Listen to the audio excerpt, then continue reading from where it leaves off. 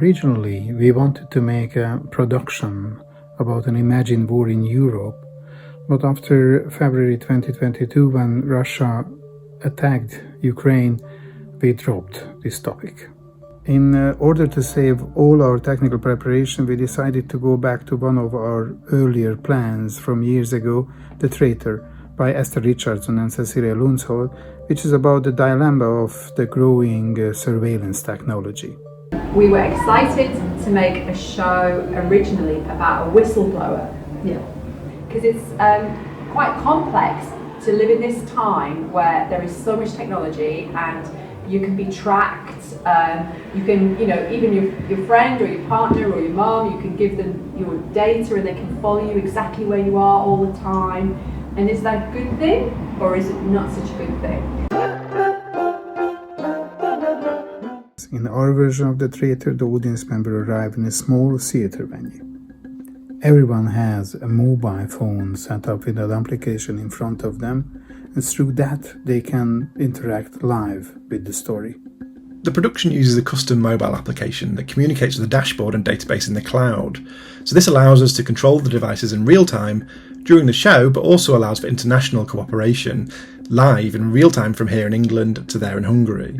This is a small space and we had to fit in 30-35 people to watch the play, and for this we meshed the playing field and field of the audience together.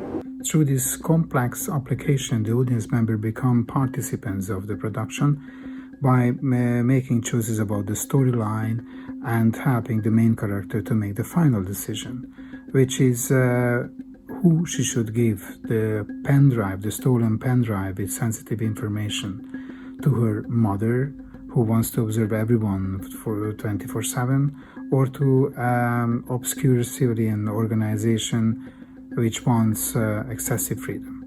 The basic dilemma is, are you an enemy of the people or are you a hero if you want to give the evidence to a group like the Anonymous? We used lots of digital elements simultaneously, but yet one of the biggest challenges was how to create the interaction of 30-35 people wisely without interrupting the flow of the story and make it real and relevant. The other challenge was how to create dramaturgically and technically the storyline with several branches and sub-branches following the spectators' very decisions. Probably that was the biggest challenge for the actors too. To learn different variations of some scenes. The biggest challenge in this work is changing how I think. As a game designer, I mostly think about players engaging individually with a game. So seeing how deeply theatre makers think about their audience as a collective has been really fascinating for me.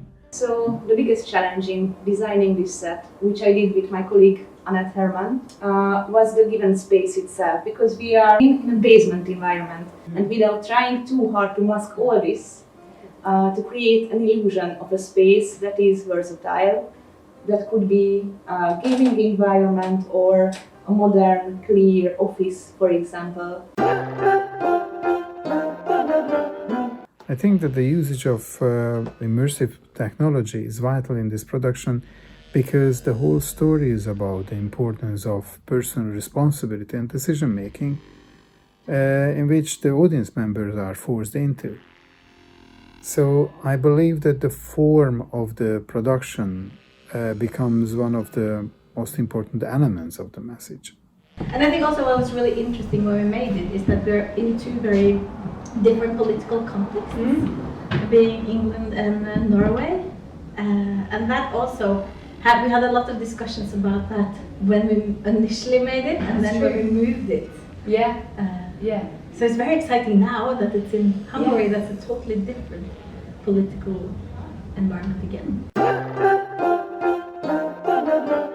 This collaboration has been very inspiring for me. It's brilliant to work with such talented theatre makers, and the process has given me so many ideas that I can use in my own game design practice.